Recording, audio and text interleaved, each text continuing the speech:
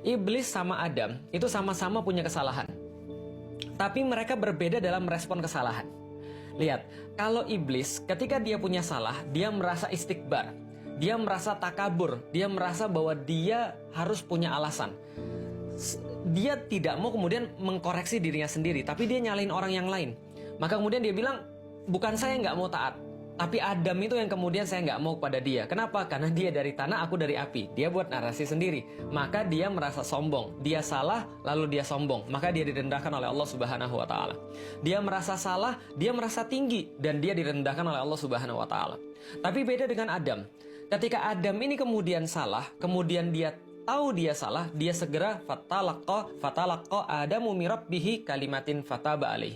Ketika itu kemudian Adam merasa dia salah, dia langsung menghambur kepada Allah, berbicara kepada Allah, Rabbana zalamna anfusana wa ilam taghfir lana wa tarhamna lanakunanna minal khasirin. Maka Allah mengangkat dia. Lihat bagaimana iblis, lalu kemudian salah, lalu kemudian sombong, lalu direndahkan. Adam salah, kemudian sadar, ngaku, lalu kemudian Allah tinggikan dia. Maka berlaku dalam kehidupan. Siapapun yang meninggikan dirinya akan Allah rendahkan. Siapapun yang merendahkan dirinya dengan bersujud kepada Allah, Allah akan tinggikan. Artinya ini adalah yang kita ambil. Pelajaran yang berikutnya, Allah tidak hanya memberikan ampunan, tapi Allah memberikan rohim kepada Adam, yaitu adalah dengan memudahkan kehidupannya setelah itu. Nah, setelah semua ini terjadi, pelajaran berikutnya yang kita tahu, maka Adam diminta untuk melakukan tugasnya. Wahai Adam, wahai Hawa, turunlah kalian semua ke muka bumi ini, bersama dengan iblis juga diturunkan di sana, setan juga diturunkan di sana, semuanya diturunkan dan semuanya harus tahu bahwa kalian musuh sebagian yang lain. Ba'dukum liba'din adu. Sesungguhnya kalian itu dengan sebagian yang lain, maksudnya adalah setan atau iblis dan bala tentaranya dengan manusia itu adalah saling berperang satu sama lain. Bahwasanya iblis itu dan setan adalah barisan musuhnya manusia.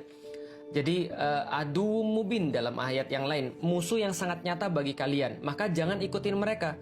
Kenapa? Karena mereka pasti akan menyengsarakan kalian, pasti akan menyulitkan kalian. Nah, setelah itu kemudian pelajarannya dikasih, maka manusia juga diberikan pelajaran yang paling ultimate di antara surat Al-Baqarah 30-38. Apa pelajaran ultimate-nya? Fa imma ya'tiyannakum minni huda faman tabi'a hudaya fala khaufun alaihim walahum yahzanun.